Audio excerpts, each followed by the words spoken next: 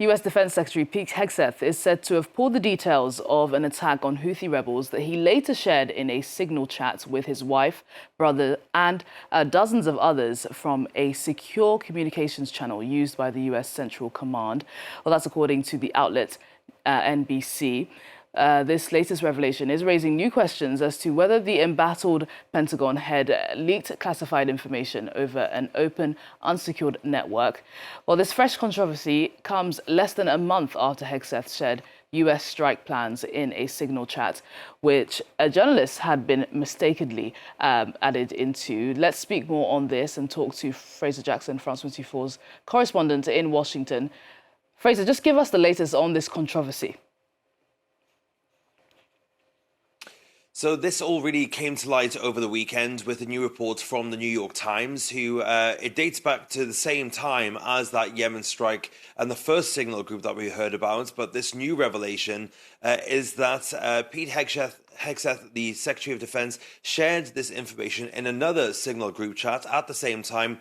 And in this group on Signal was his brother, his wife, and his personal attorney, among others as well. Now, of course, the White House previously has said that this information was not classified information, but of course is very sensitive information. And some security analysts have pushed back against that, saying that the kind of information that was shared on there would have been sensitive and classified information. It included the kinds of aircraft that were going to be used for these strikes in Yemen and the time and other things that would really put people in risk had it come to light at the time. So the question now is what else has been shared? At the moment, Donald Trump is standing beside Pete Hegseth and trusts him and says as well, the Caroline Leavitt, the press secretary at the White House, also says that he's doing a tremendous job and that these leaks, as she's calling them, are all because of disgruntled employees. And that is because just over the weekend, a couple of days before the story leaked, there was three people actually that got fired from the Pentagon, including somebody who is one of Pete Hegseth's top aides as well. So they believe that the story came from these disgruntled employees, as they're calling them, and they're choosing to focus the White House on these disgruntled employees as opposed to the actual story itself, really. And then we've got some new reporting from NBC that said that this information Hegseth had shared had actually come from a top general in the United States Army and had been shared with Hegseth 10 minutes previously to him sharing it on his personal device through a secure network that this information came from. So there is now some questions as to whether the information was indeed sensitive and classified, or as the White House says, that it wasn't. But of course, this is the top of a kind of storm that's been taking over the Pentagon in recent months. Caroline Leavitt has been saying that the entire Pentagon is against Pete Hegseth, but for now he does have the support of the president. Very much does indeed. Fraser, thank you so much for that update. Fraser Jackson reporting live there from Washington. We're going to analyze the situation now with Ivo Daalder. He is the president of the Chicago Council and a former U.S. ambassador to NATO. Ivo, thank you so much for joining us on the program.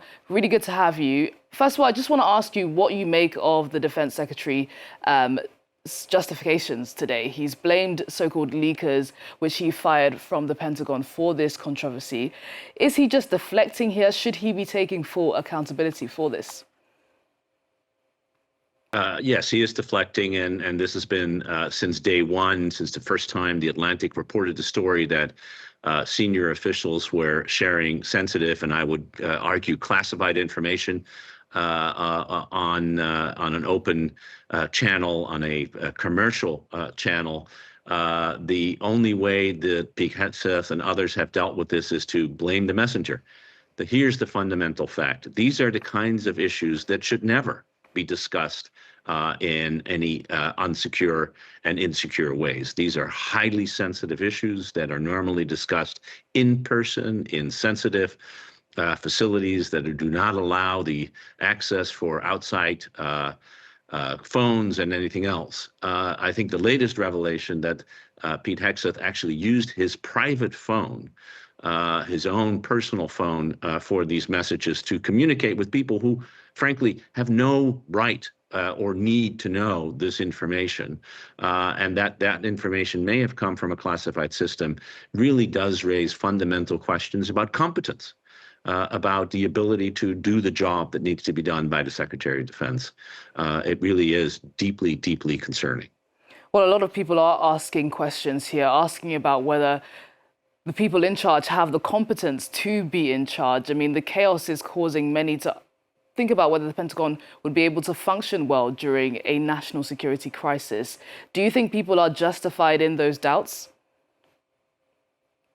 I am. I do think people need to be worried about this. Just over the weekend, a very senior communication official who left the Pentagon described this as a department in chaos. This is the most important military in the world. It is run by civilians, by Pete Hegseth. His senior aides have now all been fired or reassigned. And this is less than 3 months after taking office. It is unheard of that we have this kind of spectacle within 3 months of taking office. This is a serious, serious business.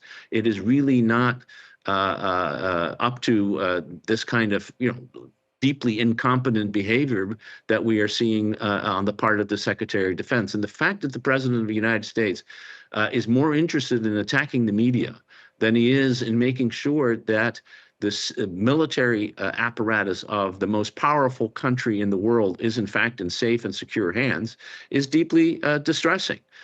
These are not kind of games that we're playing. We're talking about the security of the United States, indeed the security of much of the world being in the hand of someone who thinks it's okay to tell his wife what the latest attack plan is on an open and secure, an unsecured device. It's extraordinary. This is not a time for defense of this behavior. It's a time for accountability. And the only way to have accountability is for the people responsible to resign. Well, what kind of message do you think that this sends to the US's allies as well as the US's enemies?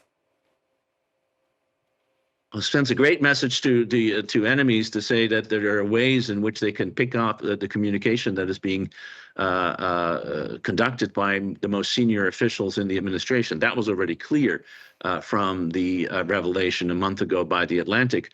And it is deeply distressing to allies who, after all, are dependent on working with the United States military, with the civilian leadership of the U.S. military in organizations like NATO, and to find that the kind of communication that he is willing to engage in with people who are not cleared or should not have access to that information on devices that are not secure, that will make allies worry about whether any information that they're sharing with the Secretary of Defense would be secure. And as a result, they will not share information. If they don't share information, everyone suffers as a result.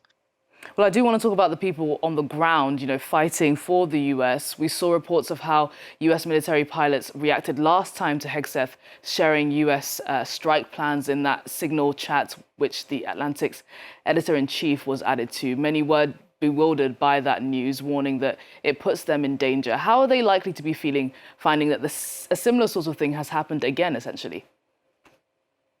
Well, in this case, it's the same timing and the same information that apparently is being shared minutes after it was shared on the signal set that the editor-in-chief of The Atlantic was privy to. So I think the reaction we saw from a month ago will be the same, which is you're putting people who have putting their lives at stake in order to defend the United States. You put in their lives in danger. That is unacceptable. It should not be acceptable. It should be a reason to fire a person if he doesn't resign. It's astonishing that he's still in office. In fact, it's astonishing he's been in office for the last 4 months, 4 weeks since The Atlantic first released this information. Well, we spoke about Trump's defense, him defending Hegseth.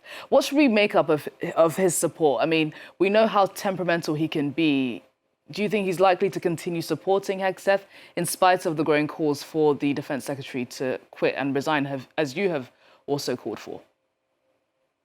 I do think he's going to continue to defend Pete Hegseth. For him, loyalty and not giving in to criticism is important. Apparently, it's more important than the security of the United States. The fact that he has not acted at all, that he keeps on blaming the media and calling it fake news, and rather than seeing for what this is, which is the release of classified information in insecure ways that should never be released to people who should not have it, and certainly not on platforms that are not secure. That is the true threat to American security. As the commander-in-chief, he should take the actions that one would expect from the commander-in-chief, and is not to defend that behavior, but condemn it and make sure that it never happens again. We've also had Caroline Leavitt also defending Hegseth, as we've mentioned. She's called him a victim of the expansive opposition from within the Pentagon. She said that the entire Pentagon is working to undermine him. But these are the people that have come out to criticize Hegseth aren't liberals. They're people that were in his own circle, people that he would have presumably hired. What kind of message does this send? What can we make of the fact that even his inner circle are sort of breaking apart, coming out to criticize him? You know, by any objective measure, someone like Pete Hegseth does not have the qualifications to be Secretary of Defense. And I think we are seeing in the behavior, both publicly and the fact that senior aides are not coming out and saying this man is not up to the job. That's where the problem is. The problem is not the building. The problem is not that the Pentagon is against the Secretary of Defense. It's that the Secretary of Defense is not proving able to manage this building, which is not a surprise. He's never managed anything of this kind, and this is an incredibly difficult job. There are 3 million people who work in one form or another in the Defense Department, and to have someone who, after all, biggest claim to fame is to be a weekend TV host. Nothing against TV hosts, by the way, but to have someone like that run the Pentagon is just not what it's supposed to be. And again, it really doesn't help for the press secretary to go out publicly and condemn the people who day in and day out are defending our nation, are doing the best they can do in order to make sure that we are secure, and somehow suggest that a Secretary of Defense who acts completely irresponsibly is not at fault, but that the building as such is at fault. That's where the problem is. They should recognize that this man is behaving in ways that is a danger to American security, and as long as he in the position is that he is in, that danger will continue. Ivo, really great to speak to you. Thank you so much for joining us on World Roundup. It's really great to get your insight on what is a very important topic.